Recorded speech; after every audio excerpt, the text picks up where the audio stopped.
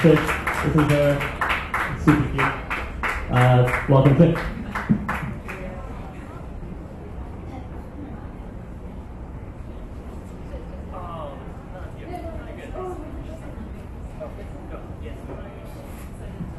Hi, I'm Trish, more commonly known as Fish on the internet. And I'm a front-end engineer from Oakland, and also a really big fan of diversity and inclusion. So what is inclusion, you might ask? This is actually just kind of a fancy buzzword people are using right now as a way to talk about the deeper issues around diversity. But what it actually translates to is the priority of creating a welcoming environment for people from different races, backgrounds, and identities, where they can come together and feel valued and respected for their contributions, which is cool. And what's awesome about inclusion is that this is something everybody can work on right now, even if your startup is running at max programmer capacity. And it's awesome because people are awesome, and people are what make your companies great. They can make or break your culture and your product.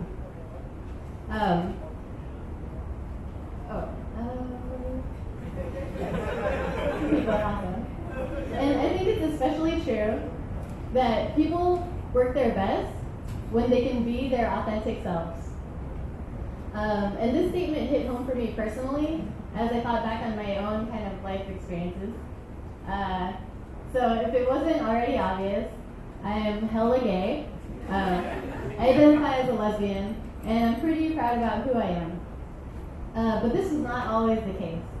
I come from a super religious Filipino family, and when they first found out about that I was gay, they were super disapproving, and this was just unacceptable. So the first few years of college for me, I felt like I had to hide this part of my identity from everyone. And I soon found myself just lying about everything. I couldn't tell my friends or my roommates, and I had a girlfriend at the time, but we made up fake boyfriends and had to sneak out to go on dates with each other. And it got so bad that I would lie about everything. So if someone asked me what I had for breakfast, I would lie and say I had pancakes, even if I had waffles. And what also was happening around this time was I was very rapidly failing out of college. I was doing really poorly in all my classwork, and it was just bad all around.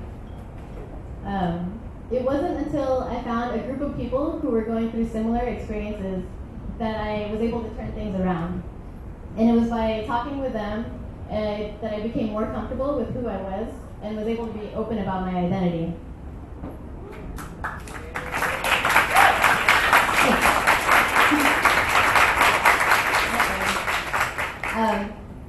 So after this, I started doing better in school and eventually graduated. But for me, the stress of keeping the secret identity, so to speak, directly impacted my performance while I was in school. But Trish, you might say, that's cool, but I'm not a compulsive liar when I go to work every day. And you might think that this is true, but the reality is that people hide parts of their identities every day, whether or not they realize it. And it could be something as simple as, and this is especially true for women, people of color, and people from other underrepresented groups. And it could be something as simple as laughing along with a joke, even if you think it's sexist, to something, yes, to things that are more serious, like changing your ethnic name to something that sounds more white in hopes of having better chances of being hired. And people do this because they receive signals from our industry that who they are is not welcome. And this is exactly what we need to work to change. So cool. How do we go about doing that? So here are 4 weird tricks that some of my friends and I have been working on over the past year that have been really effective for us. Okay, and luckily all you need is a little bit of creativity, empathy, and a little bit of tech to get started. So the first one is focus on designing an onboarding experience that is as welcoming as possible to everyone. And this can be as simple as making sure that your documentation and readmes are up to date and super clear, so that somebody joining your team can jump right in and get their dev environment set up and be cool. A project that I'm working on is for our company's Slack. And if your company is anything like our company, you have hundreds of Slack channels, and even for somebody who's been there for years, it can be really hard to figure out what channel to go to ask for help or find out about a certain project. So this is a React app, and it uses a natural language form to find out what somebody's interested in or what they're looking for, and then make channel suggestions based on that. And what is also great about this is that it highlights our employee resource groups and support channels. So from day one, people can see that we value diversity and also feel set up for success, since they can find where they can go for help. So the next thing you can do is try and mix it up. The best way to learn empathy is by actually spending time with people who are different from you. And one way we do this is through lunch. So if you've ever been new anywhere at a lunchroom and gone to look for a table to sit down and felt like this situation here, this is where this comes in. So we actually borrowed this from Kickstarter. They have something called Lunch Roulette. And while I think you can roll your own using Google Form and JavaScript, we actually just cheated and found an app that does this for you called Lunchmates. So our coworkers go here and sign up, and then every few weeks they're assigned a random group of people to go and have lunch with. And what's awesome about this is not only do you meet people from different backgrounds, you find out about what else is going around the company, which encourages cross-team collaboration. Another really great thing you can do to be an effective ally is help create space and amplify voices that might not already have a platform.